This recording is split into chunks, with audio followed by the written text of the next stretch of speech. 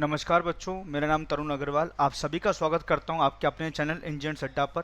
प्यारे बच्चों, जैसा कि आप जानते हैं कि एक सीरीज में चला रहा हूं 500 प्लस क्वेश्चंस की, तो उसी सीरीज को आगे बढ़ाते हुए आज मैं क्लास 6 मतलब पार्ट 6 आपके लिए लेके आया हूं। हर टाइप के कोई ना कोई क्वेश्चन मिलेंगे, हर चैप्टर के कोई ना कोई क्वेश्चन मिलेंगे। सारे क्वेश्चन का क्या यूनिक वे है सॉल्व करने का, वो सारा मैं आपको आपके साथ डिस्कस कराऊंगा। प्यारे बच्चों, बने रहिएगा वीडियो में शुरू से लेकर एंड तक। अगर आपको वीडियो अच्छी लगे तो बच्चों वीडियो को लाइक शेयर करना ना भूलिएगा मेरे प्यारे स्टूडेंट्स, ठीक है। तो स्टार्ट करते हैं आज का सेशन मेरे प्यारे विद्यार्थियों। Top 500 plus question series for NIC examination, ठीक है बच्चे, ठीक है। जैसे आप जानते हैं लॉकडाउन, वी सपोर्ट लॉकडाउन। बच्चों लॉकडाउन इक्वल तैयारी नहीं रुकेगी। बच्चों देखिए, ये अप टू 30% डिस्काउंट दे रहा है। अगर आप ये कोड लगाते हो तो आपको अप टू 30% का डिस्काउंट मिलेगा। हो सकता है 20% मिले, हो सकता है 30% मिले, हो सकता है 25% मिले। लेकिन अगर आप ये वाला, आप ये भी कोड लगा सकते हो, 30% इसमें भी मिल जाएगा। इसकी जगह आप U195 भी लगा सकते हो। यहाँ पर आपको फ्लैट 30% तो मिलेगा ही मिलेगा, ठीक है बच्चे। ये मेरा कोड है, फैकल्टी कोड है। ये फैकल्टी कोड पर थोड़ा एक्स्ट्रा डिस्काउंट मिलता है, ठीक है बच्चे। तो आप कुछ भी ले सकते हैं, Mahapacks, live classes, test series, e books, video courses, कुछ भी ले सकते हैं बच्चों। कहाँ से खरीदेंगे? हमारी वेबसाइट, हमारी ऑफिशियल वेबसाइट adda247.com। बच्चों this is your first question. थोड़ा सा मेंसुरेशन बेस्ड है, या आप ज्योमेट्री बेस्ड कुछ भी बोल सकते हो, जो आपकी इच्छा हो। देखो क्या बोला जा रहा है, in a triangle ABC a circle and inscribed. एक ट्राइंगल के अंदर एक सर्कल है। ट्राइंगल कौन सा है ये नहीं पता आपको। It touch the side A B B C and A C at the point of P Q and R respectively. मतलब ए बी पर आर पी पॉइंट है, बी सी पर क्यू पॉइंट है और ए सी पर R point है। If A P equal to 2 centimeter, B Q equal to 5 centimeter and C R equal to 7 centimeter, find the area of the rectangle. मेरे प्यारे students, पहले figure से समझाता हूं आपके क्वेश्चंस को। जैसे मान लीजिए ये आपका एक ट्राइंगल है, इसके अंदर बच्चे एक सर्कल बना हुआ है, इसके अंदर एक सर्कल बना हुआ, दिस इज योर सर्कल, ठीक है। एक बार मैं दोबारा से इसको अच्छी तरह रफ करके एक बार और अच्छी तरह बड़ा सा बना देता हूँ, ठीक है। देखो ध्यान से, ठीक है। ये आपका एक रेक्टेंगल है, मान लीजिए ये दिस इज योर रेक्टेंगल, और इसके अंदर आपका एक सर्कल बना हुआ, this is your circle, this is your circle. ये रेक्टेंगल ए बी और सी, ठीक है बच्चे। अच्छा ध्यान से सुनना, क्वेश्चन क्या कह रहा है, क्वेश्चन की लाइन पढ़ना। ए बी पर कौन सा पॉइंट है? ये आपका पी पॉइंट है, दिस इज पी। और ए बी सी पर कितना है? ये आपका क्यू पॉइंट है। और ए सी पर कितना है? ये आपका आर पॉइंट है, ठीक है बच्चे। हम अच्छी तरह जानते हैं बच्चों, ये देखो ये वाले वी नो वेरी वेल बच्चों, हम अच्छी तरह जानते हैं क्या कि जो ए पी होगा वो ए आर के बराबर होगा। ये एक तरीके से टेंजेंट का काम कर रही है, देखो, ठीक है। और ये जो पी बी होगा वो बी क्यू के इक्वल होगा, और जो आपका आर सी होगा वो क्यू सी के इक्वल होगा, ठीक है बच्चे। तो जरा किस किस की साइड दे रखी जरा देखो आप जरा। ए पी बराबर 2, अगर ये 2 है तो ये भी 2 होना चाहिए, नहीं होना चाहिए बच्चे बताइए, ठीक है। बी क्यू बराबर 5, अगर बी क्यू 5 है तो बी पी भी 5 होना चाहिए। सी आर बराबर 7, अगर ये 7 है तो ये भी 7 होना चाहिए, ठीक है। तो ये बताइए ट्राइंगल की ये वाली साइड कितने की हो गई? 12, 7 और 5 12, बोलो समझ में आ रहा है। ट्राइंगल की ये साइड कितनी होगी? पूरी 9, और ये साइड कितनी होगी आपकी? 7। तो बच्चे देखो आप ध्यान से, ए बी, एक साइड ए बी आपकी 7 सेंटीमीटर और बी सी आपकी 12 सेंटीमीटर, ठीक है। बी सी आपकी 12 सेंटीमीटर और आपका जो ए सी है वो 9 सेंटीमीटर, ठीक है बच्चे। अब आपको एरिया ऑफ ट्राइंगल निकालना है बच्चे। आपको इससे पता नहीं लग रहा है ये कौन सा ट्राइंगल है। देखो बेटा, ये ना तो राइट एंगल ट्राइंगल लग रहा है, ना ही आपके इक्वल ट्राइंगल है, ये नॉर्मल ट्राइंगल है। तो नॉर्मल ट्राइंगल में एरिया का फॉर्मूला क्या होता है? एरिया का फॉर्मूला क्या होता है? एरिया बराबर क्या होता है? स्क्वायर रूट में S, S minus A, S minus B और एस माइनस सी। और एस बराबर क्या होता है बच्चे? A plus B plus C divide by 2, semi perimeter divide by 2। तो देखो बच्चे, इसको ए मान लीजिए, इसको बी मान लीजिए, इसको आप सी मान लीजिए, ठीक है। तो एस बराबर कितना हो जाएगा? जोड़ना जरा इसको।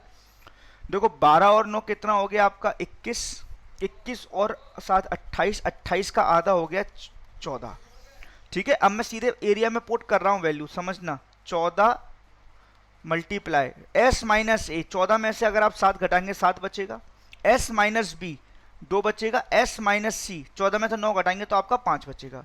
सॉल्व कर दो बच्चे, ये देखो ये 14 और ये 7 दूनी 14, 14 14 का एक पेयर बाहर निकल जाएगा √5, तो आंसर कितना हो जाएगा 14√5 centimeter square. Option number B is correct. समझ में आया या नहीं?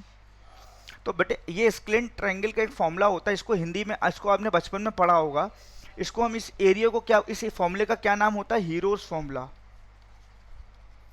Heroes formula. ठीक है, तो आप ये जानते हैं कि बेटा देखो ये वाली जो साइड है वो इसके इक्वल है, ये वाली जो साइड है वो इसके इक्वल है, और ये वाली साइड है वो इसके इक्वल है। तो आपको टोटल ट्राइंगल की साइड्स पता लग गई कि ए बी की वैल्यू 7 सेंटीमीटर, बी सी की वैल्यू 12 सेंटीमीटर एंड ए सी की वैल्यू 9 सेंटीमीटर। ठीक है, ये तो इसको मैंने ए मान लिया, इसको मैंने बी मान लिया, इसको मैंने सी मान लिया, उसी हिसाब से फिर आप बड़े आसानी से कर पाए। ठीक है, एक साइड आपकी ए, एक साइड आपकी बी, एक साइड आपकी सी। तो फॉर्मूला आपका ये होता है S, S minus A, S minus B, S minus C. S कैसे आता है? तीनों साइड का ऐड, तीनों साइड का ऐड बाई 2। ठीक है बच्चे, 14।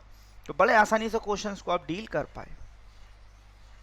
ठीक है, नेक्स्ट। समझ में आ गया बच्चों? एक बार इसका क्या करो आप, एक बार इसका नोट कर लो, इसका स्क्रीनशॉट लो सारे बच्चे, क्विक एंड फास्ट। मेरे प्यारे विद्यार्थियों, वीडियो अगर आपको अच्छी लग रही है बच्चों, वीडियो को लाइक करना ना भूलिएगा guys, it is my humble request to everyone.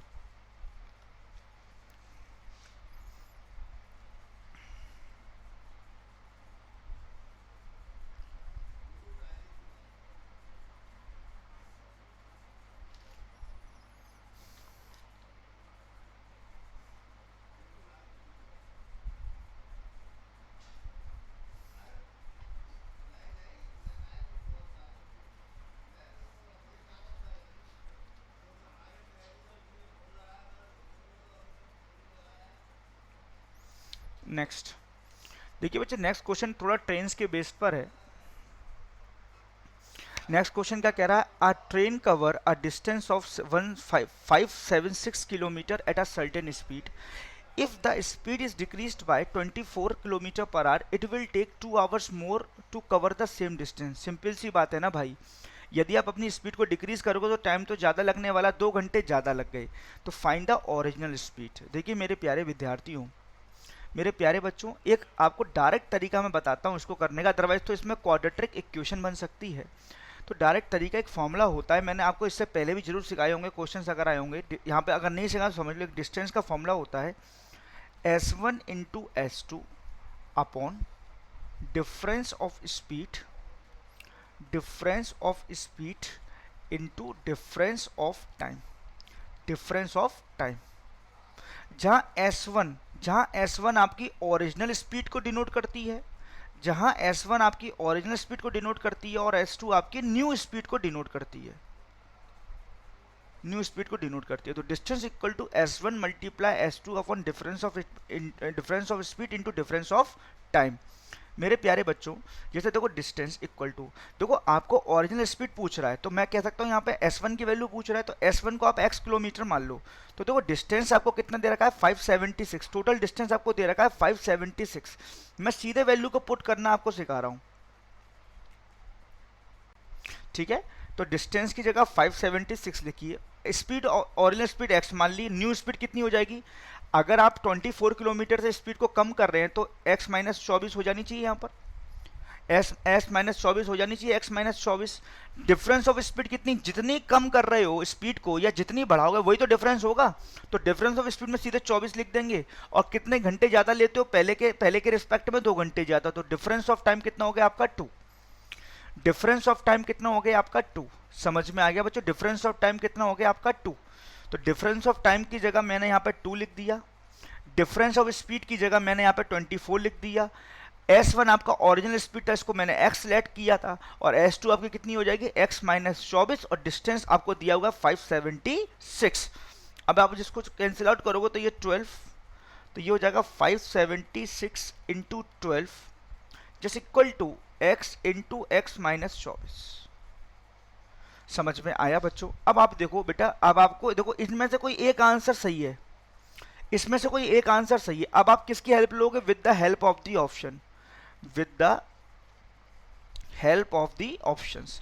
अब आप ऑप्शंस की हेल्प लोगे, इनमें से कोई एक आंसर सही है। तो जैसे अगर आप x की वैल्यू 12 पुट 92 पुट करके देखते हैं, तो देखो x की जगह 92 पुट करके देखो, 92 समझ में आया, इंटू 92 में से 24 सब्ट्रैक्ट करेंगे, 20 सब्ट्रैक्ट करेंगे, 72 68। ठीक है बच्चे, समझ में आ रहा है। अब ये देखो क्या ये दोनों आपस में इक्वल, या ये आपस में इक्वल है। देखो इसके यूनिट प्लेस पे 2 आएगा, इसके यूनिट प्लेस पे 16 आ रहा है, तो आंसर नंबर ए नहीं हो सकता। ऐसी x की जगह 94 पुट करके देखो, ऐसी 96 पुट करके देखो, ऐसी 88 करके देखो, कोई ना कोई एक आंसर आपका मैच हो जाएगा। जैसे आपके लिए मैं यहाँ पे पुट करता हूँ, यहाँ तक तो समझ में आ गया होगा आपको। आपके लिए मैं पुट करता हूँ ऑप्शन नंबर सी में पुट करता हूँ आपके लिए बच्चों। एक बार मैंने मान लिया ओरिजिनल स्पीड 96 इज करेक्ट, मैं ऐसा मान रहा हूं कि ओरिजिनल स्पीड 96 इज करेक्ट।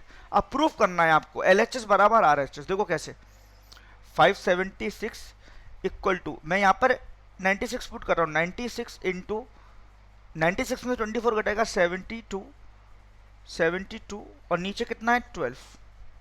तो जरा देखो ये 6 बार कटा, और जब मैं इसका गुणा करूंगा तो यहाँ पर 576 आ रहा, और यहाँ भी 576 है। कहने का मतलब LHS इक्वल टू RHS। यहाँ पे हो गई चीज प्रूफ्ड, यहाँ पे चीज हो गई आपकी प्रूफ्ड। समझ में आया, यहाँ पे चीज हो गई आपकी proofed, 96 kilometer per hour. Is it clear to everyone? समझ में आया बच्चों? तो यहाँ पर आपको इस फॉर्मूले को पुट करना। अच्छा ये फॉर्मूला लगेगा कब, ये भी मैं बता देता हूँ। जब आपकी कोई दो स्पीड दी हो और दोनों स्पीड में जो समय लग रहा है उसका टाइम का डिफरेंस दिया हो, डिफरेंस ऑफ टाइम दिया हो, और डिस्टेंस ये वाली स्पीड से अगर आप d किलोमीटर जा रहे हो तो इस वाली स्पीड से भी आप d किलोमीटर ही जा रहे हो, मतलब आपका डिस्टेंस कांस्टेंट हो और आपकी दो स्पीड दे रखी हो और दोनों स्पीड में जो आपको टाइम लग रहा है उसका डिफरेंस दिया हो। तो देखो आपकी दो स्पीड दे रखी थी, एक आपकी x थी और एक आपकी x माइनस 24 थी। दोनों स्पीड से आप जा कितना रहे हो, 576 किलोमीटर जा रहे हो, और दोनों की स्पीड से जो समय का डिफरेंस है वो 2 घंटे दिया हुआ है। तो ये फॉर्मूला बड़े आसानी से आप लिख सकते हो, 2 घंटे दिया हुआ डिफरेंस, 2 घंटे ज़्यादा लग रहे हैं वही तो डिफरेंस है। जैसे मान लो पहले अगर 10 घंटे लगते थे तो आज 12 घंटे लग रहे हैं, तो डिफरेंस ऑफ टाइम तो 2 ही घंटे हुआ ना बच्चे। तो आप ये वाला फॉर्मूला लगा सकते हो, distance equal to S1 into S2 upon difference of time into difference of speed into difference of time, जहाँ S1 ओरिजिनल स्पीड को डिनोट करेगा और S2 आपकी न्यू स्पीड को डिनोट करेगा। तो बच्चों समझ में आ गया। इस क्वेश्चन को मैंने हिट एंड ट्रायल मेथड से किया, बच्चों ठीक है। नोट कर सकते हैं सारे बच्चे स्पीड से इस सारे क्वेश्चन को, ठीक है। नोट करिए सारे बच्चे नोट करिए। कोई दिक्कत कोई परेशानी हो तो मुझसे पूछ सकते हो, ठीक है बच्चों।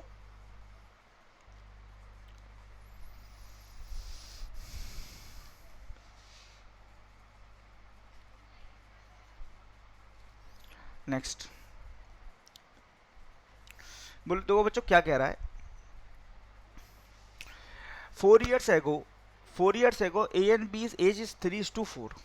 4 years ago the age and B's age to 3:4। देखो यहाँ पे A लिखते हैं, यहाँ पे B लिखते हैं। 4 साल पहले का मतलब पास्ट में, 4 साल पहले इन दोनों की रेशो था 4:3:5। 10 years फ्रॉम नाउ, आज से 10 साल बाद मतलब फ्यूचर में, +10 का मतलब फ्यूचर में रेशो कितना है इनका, 5:6। देखो बेटा ये 4 साल पहले की बात कह रहा है, ये 10 साल बाद की, तो यहाँ पे गैप कितने का है, 14 साल।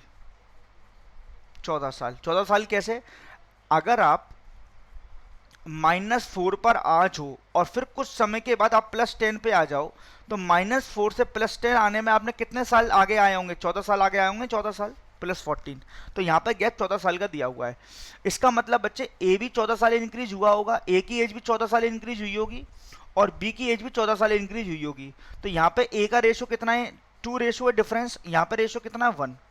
बच्चे ये डिफरेंस यहाँ पे सेम होना चाहिए, क्यों, क्योंकि दोनों जो हैं चाहे ए हो चाहे बी हो, दोनों जो हैं 14 ईयर्स आगे आए हैं, तो दोनों का डिफरेंस भी सेम होना चाहिए। तो लेकिन यहाँ डिफरेंस 2 है, यहाँ डिफरेंस 1 है। अब क्या करें, अब कुछ नहीं करना, बहुत सिंपल मैं बता रहा हूँ आपको। कुछ नहीं करते बेटे, डिफरेंस कहते सेम करते हैं, मैं बताता हूँ। डिफरेंस कहते सेम करते हैं, मैं बताता हूँ आपको। आपको क्या करना है बच्चे, ऊपर का रेशो जो है उसमें कितने का डिफरेंस है, 3 और 5 में 2 का, तो यहाँ पे 2 का मल्टीप्लाई कर दीजिए। और नीचे वाले रेशो में कितने का डिफरेंस है, 5 और 6 में 1 का, तो यहाँ पे 1 का मल्टीप्लाई कर दीजिए। समझ में आया? ऊपर के रेशो का डिफरेंस का नीचे मल्टीप्लाई, ऊपर के रेशो का डिफरेंस का नीचे मल्टीप्लाई, और नीचे के रेशो का डिफरेंस का ऊपर मल्टीप्लाई। जैसे एक बार और समझ लेते हैं, जैसे 3 और 5 में कितने का गैप है, 2 का गैप है ना, 3 और 5 में 2 का गैप है, तो इसे नीचे मल्टीप्लाई कर दिया। और नीचे वाले रेशो में कितने गैप है, 5 और 6 में 1 का, तो ऊपर मल्टीप्लाई कर दिया। ठीक है बच्चों, अब देखो रेशो चेंज हो गया। रेशो चेंज क्या हो गया, इसका तो वही रहा 3:5, ये ए लिखा हुआ है, ये बी लिखा हुआ है 4 साल पहले, और ये रेशो चेंज हुआ, कितना बन गया 10 और 12, ये 10 साल बाद। अब देखो गैप कितने का है, यहाँ भी 7 का गैप है रेशो में, यहाँ भी 7 का गैप है, दोनों का गैप बराबर आ गया 7-7। अच्छा ये 7 का गैप है, दोनों रेशो में 7-7 इंक्रीज हो रहे हैं, और एक्चुअल कितने साल इंक्रीज हो रहे हैं, दोनों 14 साल। तो मैं सीधे सीधे कह सकता हूँ 7 यूनिट की वैल्यू 14 साल के बराबर है। तो 1 यूनिट की वैल्यू किसके बराबर होगी, 1 यूनिट की वैल्यू 2 साल के बराबर होगी। 1 यूनिट की वैल्यू 2 साल के बराबर होगी। 1 यूनिट की वैल्यू 2 साल के क्या होगी, बराबर होगी। ठीक है बच्चे, 1 यूनिट की वैल्यू 2 साल के बराबर होगी। अब आपसे क्वेश्चन में पूछ क्या रहा है, find the sum of the percentage. एक चीज बताइए बच्चे, ये जो ऊपर वाला जो रेशो है, ये जो ऊपर वाला रेशो है, ये कितने साल पहले का है, 4 साल पहले का रेशो है ना। ठीक है, ठीक है, इतना ही पूछना था आपसे। देखो ये बताइए, ये यहाँ पर आपका ए लिख रहा हूँ, यहाँ पे आपका बी लिख रहा हूँ। एक चीज बताइए, अगर 1 यूनिट की वैल्यू 2 साल है, तो 3 यूनिट की वैल्यू कितनी होगी, 6 साल, और 5 यूनिट की वैल्यू कितनी होगी, 10 साल।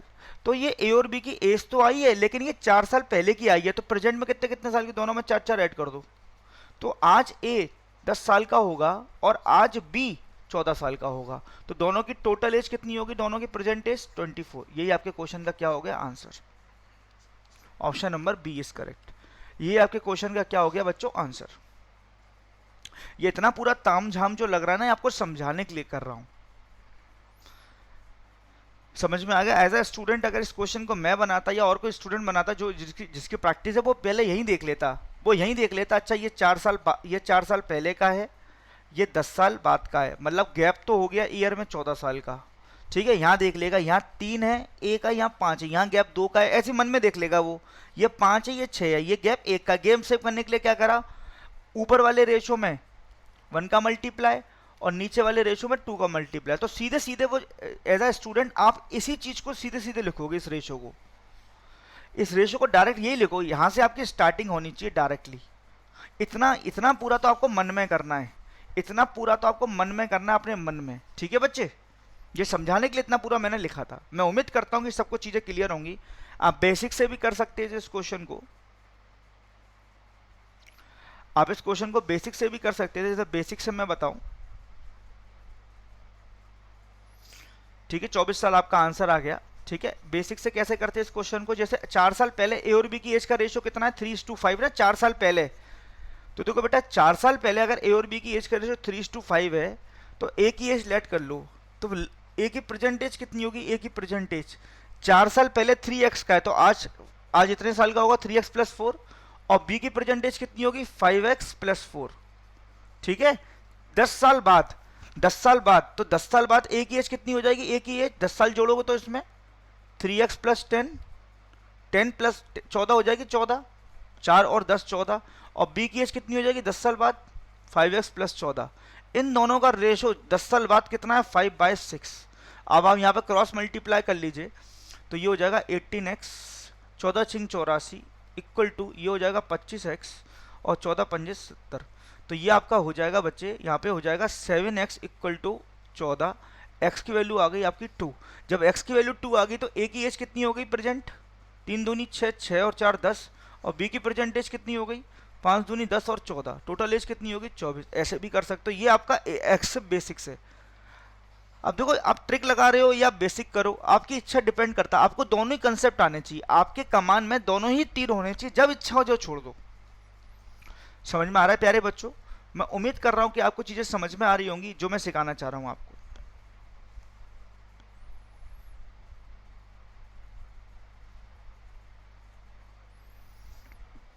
नेक्स्ट नेक्स्ट क्वेश्चन क्या कह रहा है, फॉर एन आर्टिकल, एक आर्टिकल पर the cost price is the profit is 220% of the cost price. अरे बाप रे, देखो मैंने मान लिया लेट सीपी 100 रुपये, माना सीपी 100 रुपये है। अच्छा, प्रॉफिट कितना कमा रहे हो, 100 रुपये का 220%। भाई ये कौन सा ऐसा भाई माल बेच रहा है, प्रॉफिट 100 रुपये के माल पर प्रॉफिट 220 रुपये कमा रहे हो भाई। तो एसपी कितना बना, एसपी 320 रुपये। कितने का माल बेचा होगा, 320 रुपये का। कैसे भाई, 100 रुपये का सीपी है, 220 रुपये प्रॉफिट है, तो 320 रुपये का माल बेचा होगा। अब क्वेश्चन क्या कह रहा है, क्वेश्चन अब पढ़ो आगे। If the cost price is increase by 25%, अगर कॉस्ट प्राइस को 25% बढ़ा दिया जाए तो आपकी न्यू कॉस्ट प्राइस कितनी हो जाएगी, न्यू सीपी 125 रुपये हो जाएगी, 125 रुपये। And but selling price remain same, selling price उतना ही रहा, सेलिंग प्राइस उतना ही रहा 320 रुपये, सेलिंग प्राइस उतना ही रहा 320 रुपये। ठीक है, find the new profit percent. अब देखो बच्चे, अब प्रेजेंट में अब सीपी आपका 125 है और एसपी आपका 320 है, तो प्रॉफिट कितना होगा, 320 रुपये का माल बेचा, 125 रुपये में खरीदा था, तो अब प्रॉफिट कितना होगा, 5। ठीक है, 5, 11 में से 2 गया 9, 195 रुपये का प्रॉफिट होगा, 195 रुपये का। तो प्रॉफिट परसेंट क्या होगा, प्रॉफिट परसेंट भैया 195 रुपये का प्रॉफिट है। अब सीपी कितना है, अब सीपी 125 है, गुणा 100। भाई प्रॉफिट ऊपर सीपी नीचे, मल्टीप्लाई 100, कुछ नहीं करना आपको। ये काट दो, 25 पंजे 125, 25 चौके 100, 5 से इसको काट दीजिए बच्चे, 5 दिया 15 और ये 9। ठीक है, गुणा कर दीजिए, गुणा कर दीजिए मेरे प्यारे बच्चों, ये हो जाएगा आपका 120 और 36 156। तो प्रॉफिट कितना आ गया, न्यू प्रॉफिट परसेंट कितना आ गया, 156%। अब प्रॉफिट कितना है बेटा, 156%। समझ में आया या नहीं, अब प्रॉफिट कितना आपका, 156%। ठीक है बच्चे, दोबारा रिपीट कर देता हूँ, क्वेश्चन कुछ भी नहीं था, आपको बेसिक्स आपको आने चाहिए अच्छी तरह, बस सारा खेल बेसिक्स का है मेरे प्यारे विद्यार्थियों, सारा खेल बेसिक का है। अगर आपको बेसिक पता है तो बड़े आसानी से चीज़ों को डील आप कर पाओगे। जैसे सीपी को मैंने 100 रुपये मान लिया, प्रॉफिट आपका 220% था, 220%, तो प्रॉफिट कितना होगा, 220 रुपये होगा नहीं होगा प्रॉफिट, जल्दी बताइए। प्रॉफिट कितना होगा आपका, 220 रुपये आपका प्रॉफिट होगा, 220 रुपये आपका प्रॉफिट होगा। जब प्रॉफिट 220 है तो आपका एसपी कितना होगा, 320 रुपये। आपका एसपी कितना होगा बेटा, 320 रुपये। अब क्वेश्चन क्या कह रहा है, सीपी जो है कॉस्ट प्राइस 25% बढ़ा दी, तो नया कॉस्ट प्राइस हो गया 125 रुपये, लेकिन एसपी रिमेन्स सेम, एसपी उतना ही रहा जितना पहले था, 320। तो अब प्रॉफिट कितना हो गया, न्यू प्रॉफिट भाई 320 रुपये का माल बेचा, 125 में खरीदा। ठीक है, तो प्रॉफिट कितना हो गया, 195। तो 195 रुपये का प्रॉफिट कितने रुपए पर, 125 रुपये पर। क्योंकि आप जानते हैं कि जब भी आपको प्रॉफिट परसेंट निकालना होता है तो प्रॉफिट ऊपर आता है, कॉस्ट प्राइस नीचे आती है। कॉस्ट प्राइस 100 नहीं लेना, अब कॉस्ट प्राइस 125 वाली लेनी है आपको, नई वाली, इंटू 100, क्योंकि न्यू प्रॉफिट पूछ रहा है ना। न्यू प्रॉफिट का मतलब सारी चीज़ न्यू लेनी है, न्यू प्रॉफिट भी लेना है और न्यू सीपी भी लेनी है। तो आपका आंसर कितना हो जाएगा, 156%। मैं उम्मीद करता हूं कि सारे बच्चों को चीजें क्लियर होंगी, समझ में आ रहा होगा आपको मेरे प्यारे विद्यार्थियों, बताइए। नेक्स्ट क्वेश्चन क्या कह रहा है, the 9 digit number of this one, ये डिजिट है, is divisible by 72, find the value of X and Y. बच्चों क्वेश्चन में ये कह रहा है कि 9 डिजिट नंबर है 985x 3678y, 985x 3678y, ये 72 से पूरा पूरा डिजिबल है। तो आपको x और y की वैल्यू निकालनी है। ये जो x और y है, देखो बेटा कोई भी नंबर अगर 72 से डिजिबल है, इसका मतलब क्या है, वो नंबर 72 के फैक्टर हुआ 8 और 9, 8 नाम 72। वो अगर ये नंबर पूरा, अगर ये पूरा नंबर लिख नहीं रहा हूं, अगर ये पूरा नंबर 72 से पूरा पूरा भाग जाता है, डेफिनेटली वो 8 से भी पूरा पूरा भाग जाएगा, और वही नंबर 9 से भी पूरा पूरा भाग जाना चाहिए। अगर वो नंबर 8 से पूरा पूरा भाग जा रहा है, 9 से पूरा पूरा भाग जा रहा है, तभी तो 72 से भाग जाएगा। तो अगर ये पूरा नंबर 72 से डिजिबल है, इसका मतलब वो 8 से भी और 9 से भी है। तो डिजिबिलिटी रूल ऑफ 8 क्या कहता है, डिजिबिलिटी रूल ऑफ 8 क्या कहता है बताइए। अगर लास्ट के 3 डिजिट, अगर किसी नंबर के लास्ट के 3 डिजिट अगर किसी नंबर के लास्ट के 3 डिजिट 8 से पूरा पूरा डिवाइड जाते हैं तो पूरा नंबर 8 से डिजिबल होता है। डिजिबिलिटी रूल ऑफ 9 क्या कहता है? अगर उस नंबर के सम ऑफ द डिजिट्स, अगर उस नंबर के जितना नंबर्स का डिजिट का सम करके अगर 9 से डिवाइड करो, अगर उसके सम ऑफ द डिजिट्स 9 से पूरा पूरा डिवाइड जाता है तो वो नंबर पूरा 9 से डिवाइड जाता है। ठीक है, तो पहले 8 से निकाल लेते हैं। देखो इस नंबर के आखिरी के 3 डिजिट कितने हैं? 778y। अगर ये नंबर 72 से डिजिबल है तो 8 से भी होगा, तो 8 से डिजिबिलिटी, 8 का डिजिबिलिटी रूल क्या है? Last 3 of the digit. Last 3 number क्या है? लास्ट 3 डिजिट नंबर क्या है? 78y। देखो बेटा, तो 78y पूरा पूरा 8 से डिविजिबल है, तो देखो y की वैल्यू कैसे निकालता हूं। देखो कितनी बार जाएगा? 8 नाम 72 y। अब बताओ y, अब ये बताओ y की, y यहां पर क्या रखें? देखो 8 का टेबल आप सभी को पता है, y यहां पर क्या रखें तो पूरा पूरा डिवाइड चला जाए। देखो यहां पर y को आपको क्या रखना पड़ेगा? y की वैल्यू को आपको यहां पर 4 रखना पड़ेगा, क्योंकि बेटा देखो आप जानते हैं अट्टू अट्टू क्या होते हैं? 64, और 8 नाम होते हैं 72, मतलब 6 की लाइन में केवल 4 आना चाहिए 6 के बगल में, तो y की वैल्यू डेफिनेटली यहाँ पे कितनी होगी? 64, तभी तो पूरा पूरा भाग जाएगा 8 से, तो y की वैल्यू हो गई 4। y की वैल्यू आ गई 4, y की वैल्यू तो पता लगे 4, समझ में आ गया होगा आपको। x की वैल्यू कैसे निकालेंगे? तो ये नंबर 9 से भी तो पूरा पूरा डिजिबल है। 9 से कब होता है डिजिबल? जब पूरे सारे नंबर्स का सम 9 से डिजिबल हो। तो सारे नंबर का सम देखो, 9 plus 8 plus 5 plus x plus 3 plus 6 plus 7 plus 8 plus y की वैल्यू 4 आई थी, 4 लिख दो। ये पूरा नंबर 9 से डिविजल होना चाहिए, इन सब का योग। तो जरा इनको जोड़ना, जरा इनको जोड़ें जरा। देखो 9 और 8 17, 17 और 5 22, 22 और 3 25, 25 और 6 31, 31 और 7 38, 38 बच्चे 38, 38 और 12 कितना हो गया? 50। 38 और 12 कितना हो गया आपका? 50। तो ये नंबर आया 50 प्लस एक्स वाई 9। अब मुझे बताइए बच्चे, आप ही मुझे बताइए, मुझे एक चीज बताइए कि इधर x में क्या रख दें, x 50 में ऐसा क्या जोड़ दें जो 9 से पूरा पूरा डिवाइड चला जाए। तो 50 की लाइन देखो, 9 की टेबल में 54 आता है, 54 आता है 54, तो x की जगह अगर आप 4 रख दो, 4, तो 54 आगे पूरा पूरा कट जाएगा, तो डेफिनेटली x की वैल्यू भी यहां पर 4 है। तो आपको x प्लस वाई पूछा ना बच्चे, तो कितना हो जाएगा? 4 प्लस 4 कितना हो जाएगा? 8। देखो बच्चे इस क्वेश्चन में कुछ भी नहीं था, डिजिबिलिटी रूल आपको पता होना चाहिए। तो आपका बस हमने क्वेश्चन कैसे निकाला, आपको डिजिबिलिटी रूल ऑफ 8 पता होना चाहिए, डिजिबिलिटी रूल ऑफ 9 पता होना चाहिए, 9। इन दोनों की सहायता से हम बड़े आसानी से x और y की वैल्यू फाइंड कर पाए। एक एक चीज मैंने डिस्कस कराई है आपको, और ये आपके क्वेश्चन का आंसर है, option number B is correct. समझ में आ गया बच्चों? मैं उम्मीद करता हूं कि आपको चीजें समझ में आ रही होंगी, चीजें आपके लिए क्या होंगी बच्चे? एकदम क्लियर होंगी। ठीक है,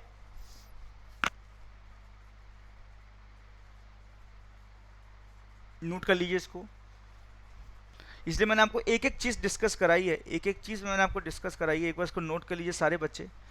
कोई अगर परेशानी हो, कोई दिक्कत है तो जरूर पूछिए आप। वीडियो अगर आपको अच्छी लग रही है, आप देख रहे हो वीडियो अच्छी लग रही है, आपको सॉल्यूशन समझ में आ रहे हैं, तो वीडियो को लाइक जरूर करिएगा बच्चों।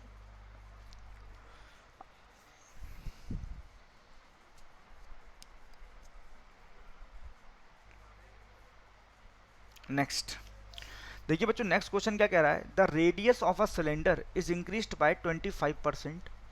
How much percentage of volume, how much percentage of volume should be decrease so volume, how much height of the volume, height of the, क्या बोल रहा हूँ, height of the cylinder should be decrease so volume remains unchanged.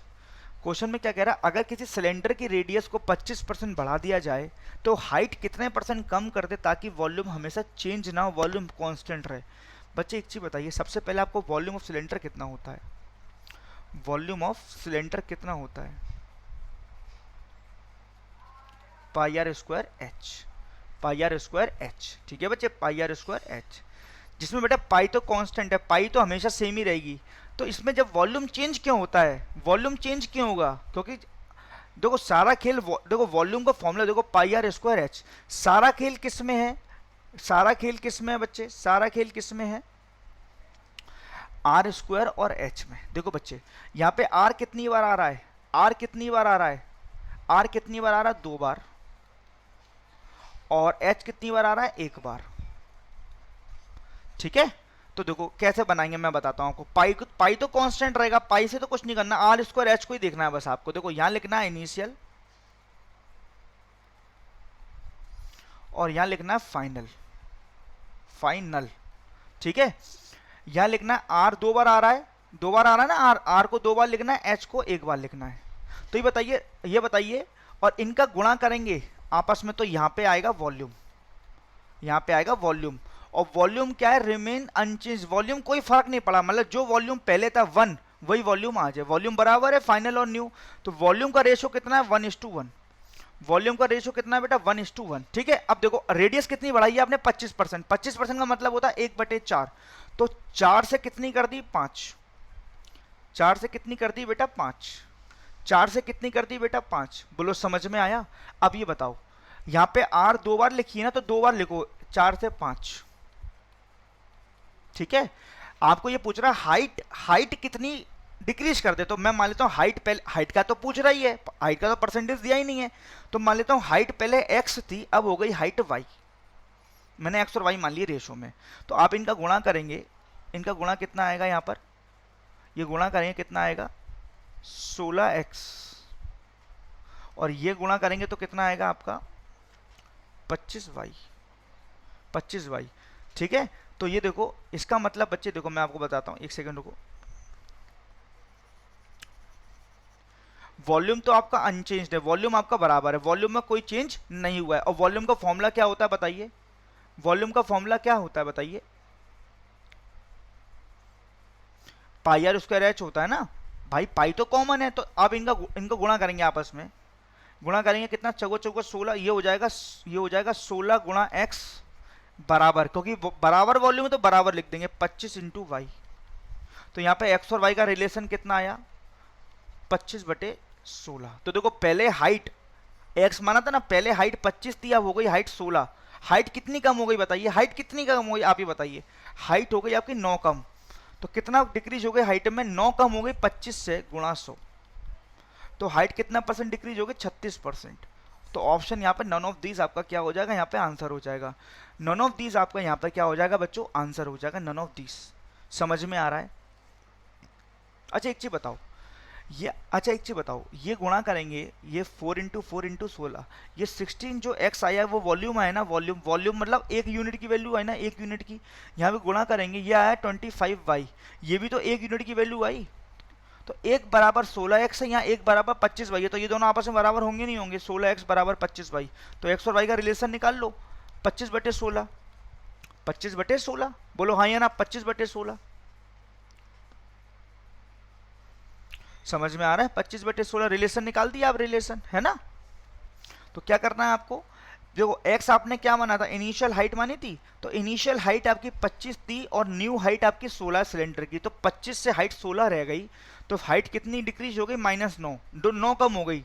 तो कितनी 9 कम हुई, कितने से, 25 से, 25 चौके 100, 9 चौके 36, 36% का क्या आया, डिक्रीजमेंट आया आपका।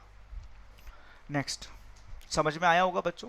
नेक्स्ट, द सक्सेसिव ऑफ 6, देखो बेटा थोड़ा सा ये क्या है पता है, 6 2/3 है, थोड़ा सा प्रिंटिंग मिस्टेक है, ये 66 2/3% है और ये 10% है, is equal to single discount. इसको सिंगल डिस्काउंट में कन्वर्ट करना है बच्चों,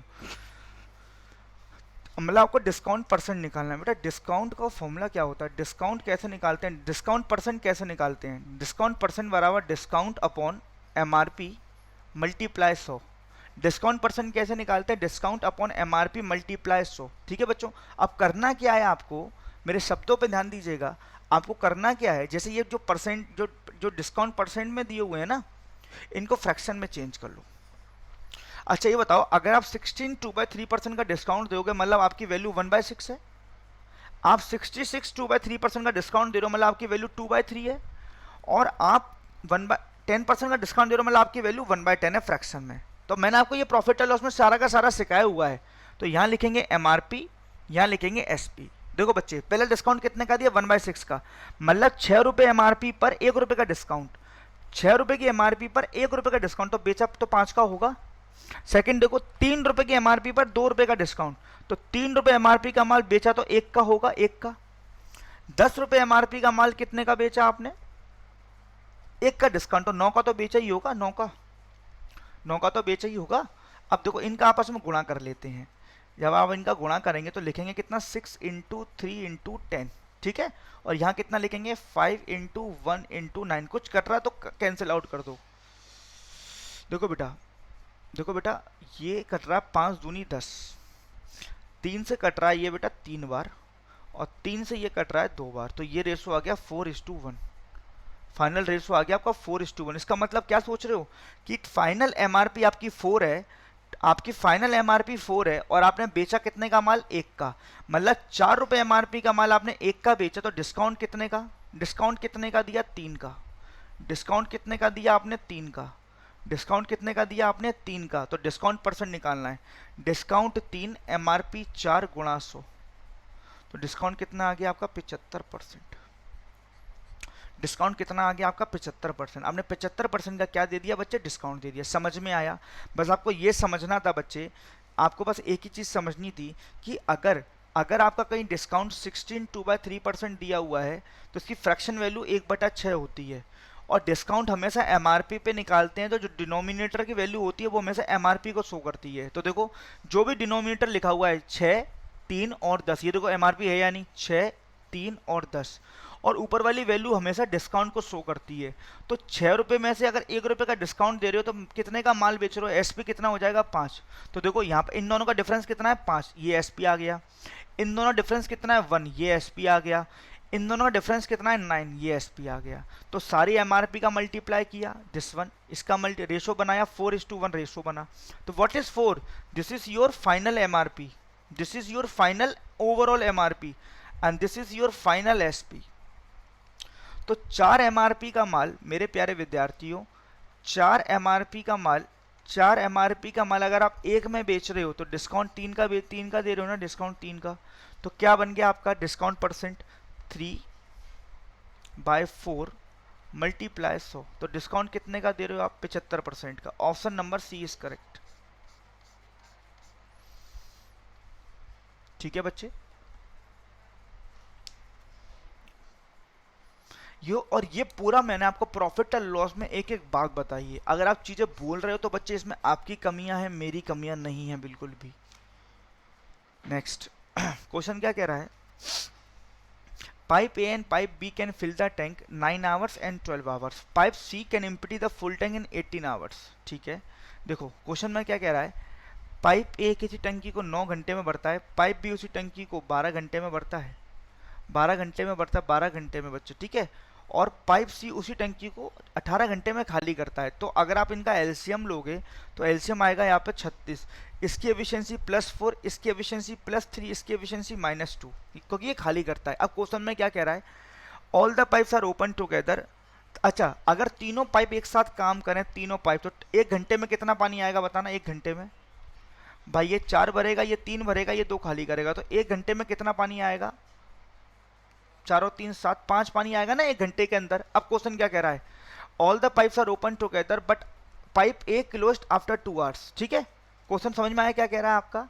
ठीक है, क्वेश्चन कह रहा है कि 2 घंटे बाद पाइप ए को बंद कर दिया गया। तो देखो 2 घंटे में उन्होंने कितना काम किया होगा, अगर 1 घंटे में ये तीनों लोग मिलकर 5 यूनिट भरते हैं तो 2 घंटे में कितना भरा होगा, 10 यूनिट, 10 यूनिट काम कर लिया होगा। तो कितना रिमेनिंग वर्क बचा, रिमेनिंग कितना रिमेनिंग वर्क बचा, रिमेनिंग बच्चे कितना रिमेनिंग वर्क बच रहा है, रिमेनिंग जल्दी बताइए। रिमेनिंग वर्क 36 में से अगर 10 काम हो गया तो 26 काम बच रहा है। 26, अब ये 26 काम करेगा कौन, जब आपने ए को बंदी कर दिया, जब आपने ए को बंदी कर दिया तो बी और सी करेंगे नहीं करेंगे, ये बताओ बी और सी की एफिशिएंसी कितनी है, बी और सी की, बी भरता है 3 लीटर, ये खाली करता है 2 लीटर, तो बी और सी की टोटल एफिशिएंसी होगी 1। तो कितना समय लगाएंगे बी और सी पूरा काम करने में, पूरा 36 नहीं, रिमेनिंग काम 26 है, एक की एफिशिएंसी से कितना घंटे लगाएंगे, 26 घंटे। Option number B is correct. कितने घंटे लगाएंगे बेटा, 26 घंटे। समझ में आ रहा है बच्चे, क्लियर हो रही है बातें? ठीक है बच्चे,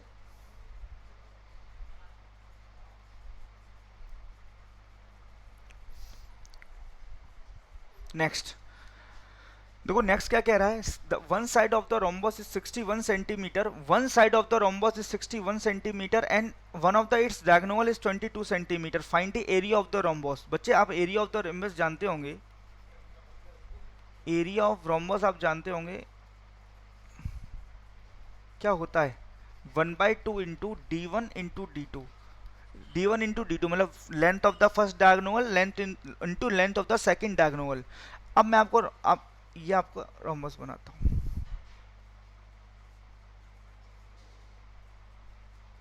आप जानते हैं रोम्बस की सारी साइड्स बराबर होती हैं, ये A, ये B, ये C और ये D, ये सारी साइड्स बराबर होती है। अगर एक साइड आपकी 61 सेंटीमीटर है तो सारी साइड 61 सेंटीमीटर ही होंगी। और आपको एक चीज़ और पता होगा, शायद नहीं पता हो, मैं आपको बता देता हूँ, रोम्बस में जो डायगोनल जिस पॉइंट पर काटते हैं, ओ पॉइंट पर काटा, वो 90 डिग्री का एंगल बनाते हैं, 90 डिग्री का एंगल बनाते हैं। रोम्बस पर जो डायगोनल जिस पॉइंट पर काटते हैं, जिस पॉइंट पर काटते हैं वो 90 डिग्री का क्या बनाते हैं बच्चे, एंगल बनाते हैं। और एक डायगोनल कितना दे दिया, 22।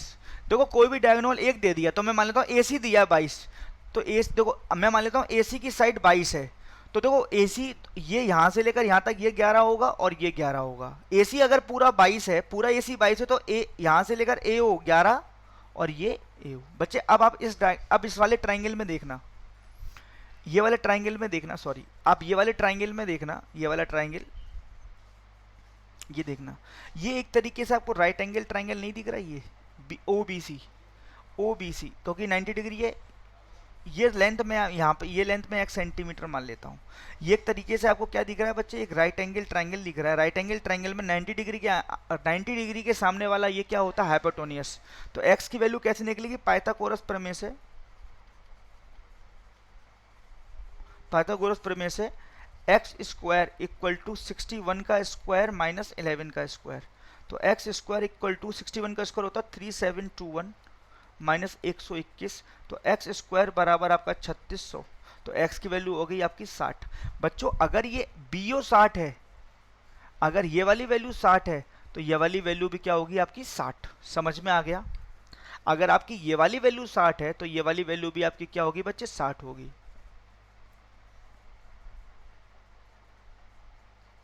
अगर आप ये मैंने x माना है ना, यहाँ पर ये मैंने x मान लिया, तो अगर आपकी OB जो x माना है वो आपकी 60 आ रही है, ठीक है, तो OD भी आपकी कितनी होगी, 60 होगी। तो पूरा BD कितना हो जाएगा, पूरा BD 120, पूरा BD हो जाएगा 120। तो एरिया निकाल दो बस, 1/2 length of the one diagonal की लेंथ तो 22 दे रखी थी, सेकंड की आपने निकाल दी 120। समझ में आ गया? तो आंसर कितना हो गया आपका, 1320।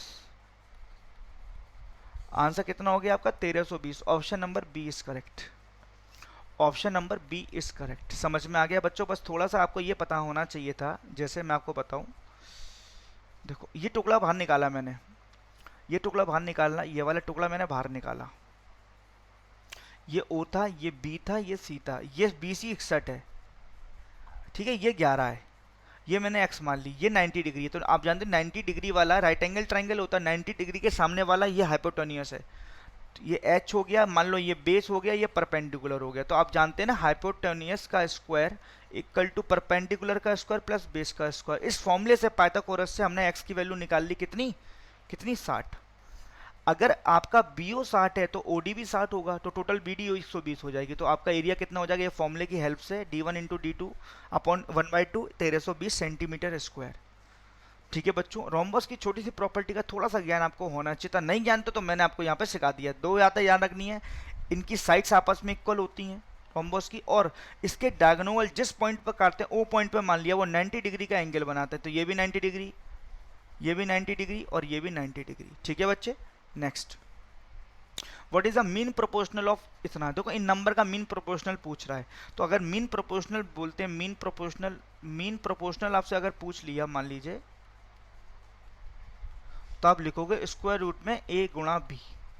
तो देखो यहाँ पर स्क्वायर रूट में क्या लिखेंगे आप, 135 इंटू 540। ठीक है, अब इसको कैसे सॉल्व करें मैं बताता हूँ। 135 को आप 27 पंजे 135 लिख सकते हैं, जब आपने इसको 27 में ब्रेक किया तो इसको भी 27 में ब्रेक करने की कोशिश करो। ये 27 दूनी 54, ये इतना हो गया। आप जानते हैं स्क्वायर रूट में दो दो के पेयर बाहर निकलते हैं, तो देखो ये 27 दो बार लिखा हुआ है, तो एक बार ले लेंगे बार 27, और ये 5 इंटू 20 करेंगे 100, 100 का स्क्वायर रूट होता है 10, तो इस पूरे का ये कितना हो गया 270। Option number C, option number C is correct. समझ में आया बच्चों? मैं उम्मीद करता हूँ चीज़ें क्लियर होंगी आपको, मैं उम्मीद करता हूँ चीज़ें आपको क्लियर होंगी बच्चों, ठीक है। तो आज के लिए मैं इतना ही काफ़ी रखूंगा बच्चों। ये आपका एक आपका ऑफर चल रहा है, 30% ऑफ मिल जाएगा यहाँ पे आपको, 5% एक्स्ट्रा ऑन ऐप। कुछ भी चीज़ परचेज करते हैं ये कोड लगाएंगे U195। और कौन सी वेबसाइट पर जाना? हमारी official website adda247.com। Guys Mahapack, live classes, e books, test series, video, सारी चीज़ें आपके सामने। ये आपका एक बैच आ रहा है बच्चे NIC का 2.0, जिसमें हम सब पढ़ा रहे हैं। आपका 25 तारीख से स्टार्ट हो रहा है, टाइमिंग है 5 से 7। तो इनरोल कर रही है अपने आप को और अपने सिलेक्शन को और मजबूत करिए, ठीक है बच्चे। अगर आपको वीडियो मेरे प्यारे बच्चों एक्चुअल में पसंद आ रही है, आपको लग रहा है कि सॉल्यूशंस अच्छे किए जा रहे हैं, कंटेंट जो है आपका बहुत अच्छा है, चीज़ें समझ में आ रही हैं, तो बच्चों वीडियो को लाइक जरूर करिएगा। कमेंट करके बताइएगा कि वीडियो आपको कैसी लग रही है, एक्चुअल में मज़ा आ रहा है नहीं आ रहा, और अपने फ्रेंड्स के साथ वीडियो को शेयर जरूर करिएगा। और जो हमारे प्यारे स्टूडेंट्स, प्यारे विद्यार्थी जो हमारे चैनल पर नए हैं, चैनल को सब्सक्राइब करना ना भूलिएगा प्यारे बच्चों, ठीक है। तो आज के लिए इतना ही काफ़ी रखता हूँ बच्चे, फिर मिलते हैं इसी उमंग के साथ, इसी जोश के साथ। तब तक के लिए बाय बाय। घर पे रहिए, खुश रहिए, अपना ख्याल रखिए, अपने घर वालों का ख्याल रखिए, पढ़ते रहिए, जीवन में तरक्की करते रहिए। Thank you so much guys, best of luck.